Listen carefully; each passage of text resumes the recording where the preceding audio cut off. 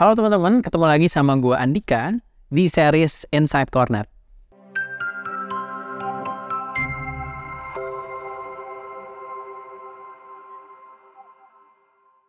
Di video sebelumnya kita udah ngebahas terkait dengan hukum kesuksesan, di mana terdiri dari kesiapan dan kesempatan. Teman-teman udah memahami secara general, tapi di video ini kita akan ngebahas lebih dalam lagi, biar teman-teman lebih kebayang aplikasinya secara konkret untuk ngebantu kehidupan teman-teman biar bisa dapat juga kesuksesannya. Teman-teman, ada sebuah survei atau riset yang menarik dari Biro Sensus Amerika Serikat dan MIT yang mengatakan bahwa orang-orang yang berhasil mencapai kesuksesan luar biasa di hidupnya itu ternyata rata-rata ada di usia 40-an tahun, teman-teman. Kalau misalkan kita kaitkan dengan pembahasan di video sebelumnya bahwa kesempatan besar itu akan hadir ketika teman-teman sudah melakukan kesiapan-kesiapan sebelumnya, maka kita coba tarik.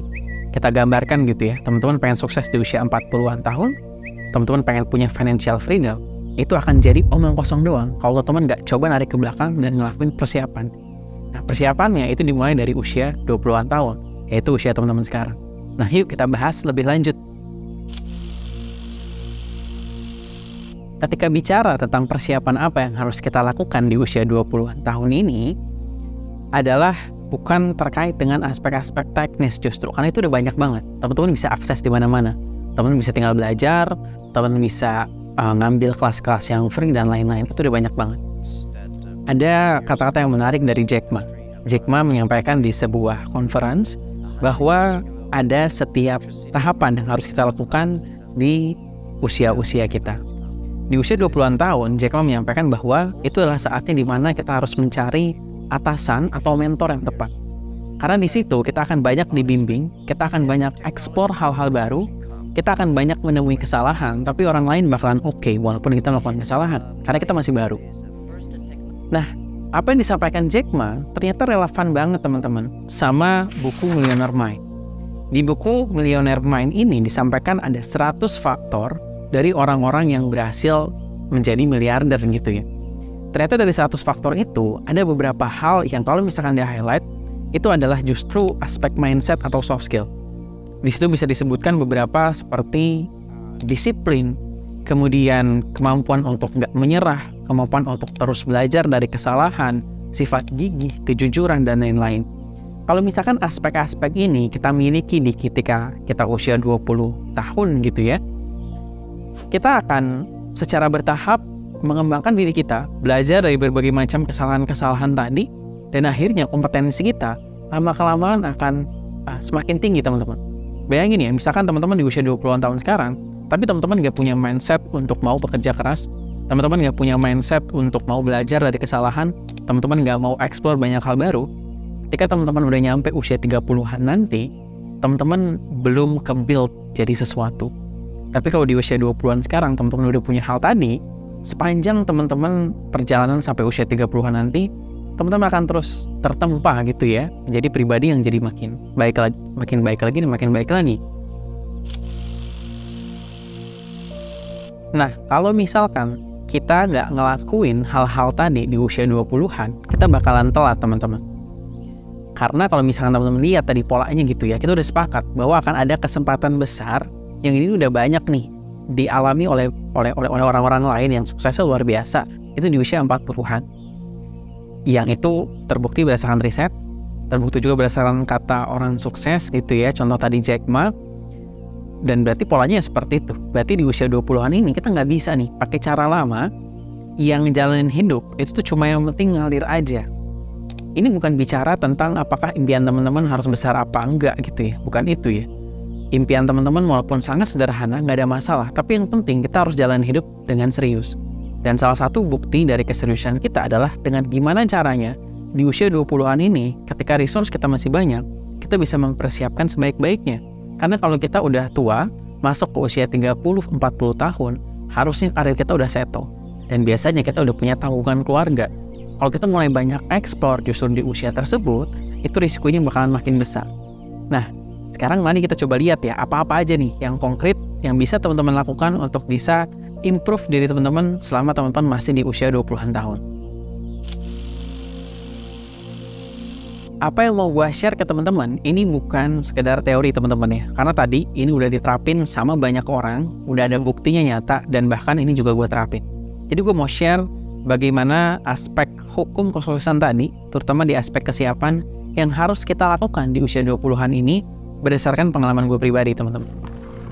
Yang pertama tadi, di aspek kesiapan itu ada mindset. Untuk kita bisa nge-develop mindset yang tepat, mindset yang bagus, yang ngebantu diri kita, ada beberapa hal yang bisa kita lakukan. Yang pertama adalah kita harus banyak-banyak baca buku non-fiksi tentang cerita tokoh. Di buku-buku non-fiksi ini, kita akan melihat bagaimana dinamika kehidupan seseorang, sehingga kita tahu nih, kita bisa belajar gitu ya, dari pengalaman hidup tersebut, apa aja nih hal-hal yang dia lakukan, dan bagaimana latar belakang pemikiran dia, sehingga dia melakukan hal tersebut.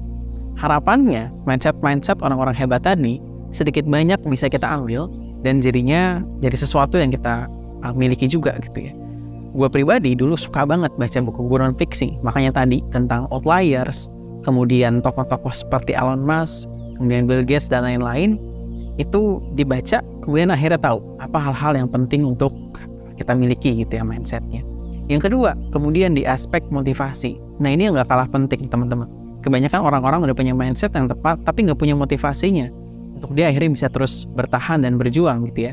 Sementara kemampuan untuk bertahan dan berjuang tadi jadi salah satu faktor utama untuk kesuksesan. Nah, apa yang harus kita lakukan nih biar kita punya motivasi yang kuat? Yang pertama, teman-teman harus banyak-banyak gabung komunitas yang berkaitan dengan dampak-dampak sosial. Teman-teman harus banyak baca buku non-fiksi yang berkaitan dengan sejarah maupun fenomena-fenomena sosial.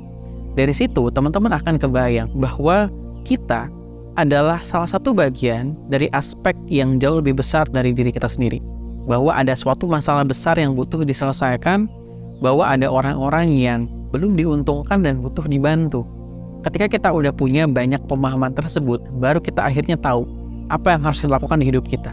Kalau nggak punya, akhirnya motivasi kita itu sebatas motivasi permukaan teman-teman. Yaitu sebatas kayak kita pengen financial freedom, kita pengen punya karir ini, karir itu permukaan banget. Dan biasanya motivasinya nggak tahan lama. Tapi kalau teman-teman paham banget ada masalah besar apa nih yang ada di sekitar teman-teman, dan teman-teman udah terlibat kegiatannya di hal-hal tersebut, motivasinya akan menjadi motivasi internal, dan itu akan jadi purpose-nya teman-teman. Yang terakhir, di aspek kesiapan, kalau misalkan udah punya mindset yang tepat tadi, lalu kemudian juga punya motivasi yang kuat, maka teman-teman harus mau alokasiin waktu minimal 2-4 jam per minggu teman-teman untuk belajar hal-hal baru. Dan itu harus dilakukannya ya di usia 20-an ini teman-teman, jangan sampai nanti telat. Teman-teman bisa belajar apapun dan dimanapun gitu ya, platformnya udah banyak banget. Teman-teman bisa belajar misalkan contoh yang lagi banyak banget dibutuhin sekarang itu di bidang data. Teman-teman apapun pekerjaannya di bidang HR mungkin, accounting, operation, atau apapun itu butuh data gitu. Teman-teman pelajari itu, teman-teman lihat bagaimana implementasinya. Dari situlah akhirnya ketiga aspek tadi itu bakalan ngebantu teman-teman untuk punya kematangan, sehingga nanti ketika kesempatannya datang, teman-teman udah benar-benar siap. Gue pribadi, seperti di video sebelumnya gue sempat sampaikan bahwa pembelajaran gue tentang bisnis dan digital itu udah gue lakukan dari sejak gue kelas 3 SMA. Ketika pas kuliah, gue bahkan hampir nggak ada waktu untuk main. Benar-benar setelah selesai kelas, gue fokus untuk ngurusin konten, ngurusin bisnis, belajar tentang digital, belajar tentang startup, datang ke conference dan lain-lain. Yang mungkin pada saat itu orang-orang seumuran gue belum ngelakuin itu gitu ya. Mungkin banyak yang baru ngelakuin setelah lulus kuliah, tapi gue udah ngelakuinnya sebelum. Jadi ketika sekarang di usia 26 tahun, udah ada banyak hal yang kompetensi yang udah gue siapin, sehingga ketika kesempatan datang, udah banyak yang bisa gue utilize gitu. Kebayang nih teman-teman ya, kenapa pentingnya teman-teman harus ngelakuin itu di usia sekarang, dan jangan sampai ditunda-tunda. Again teman-teman, ini bukan bicara bahwa setiap orang itu harus punya mimpi yang besar, setiap orang harus jadi sukses luar biasa, enggak. Pesan utama gue bukan di situ. Tapi pesan utama yang gue mau sampaikan adalah setiap orang harus menjalani hidupnya dengan serius, dan keseriusan itu harus dilakukan dari sekarang. Karena kalau misalkan enggak, percaya deh, akan banyak masalah-masalah muncul ketika kita udah masuk usia 30-an, 40-an, kalau kita nggak serius di usia 20-an sekarang. Ada salah satu quotes yang paling gue suka dari Buya Hamka.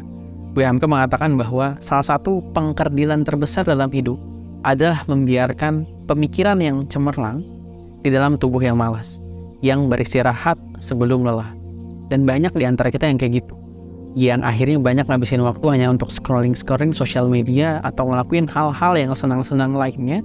Padahal sebenarnya kita punya potensi, kita punya pikiran yang cemerlang untuk bisa ngebuat hidup kita jadinya lebih serius dan akhirnya punya kehidupan yang lebih baik.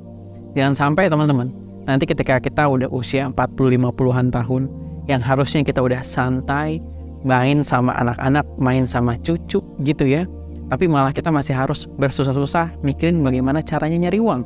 Bukan karena tiba-tiba ada kondisi atau masalah tertentu yang bikin kita hidupnya tiba-tiba apes gitu ya, dan akhirnya masih harus cari uang, bukan.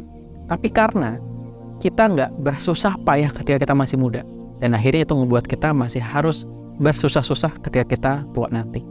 Oke teman-teman, itu yang bisa gue share di video ini. Semoga ada sesuatu yang bisa kita bahas, dan kita ketemu lagi di video berikutnya.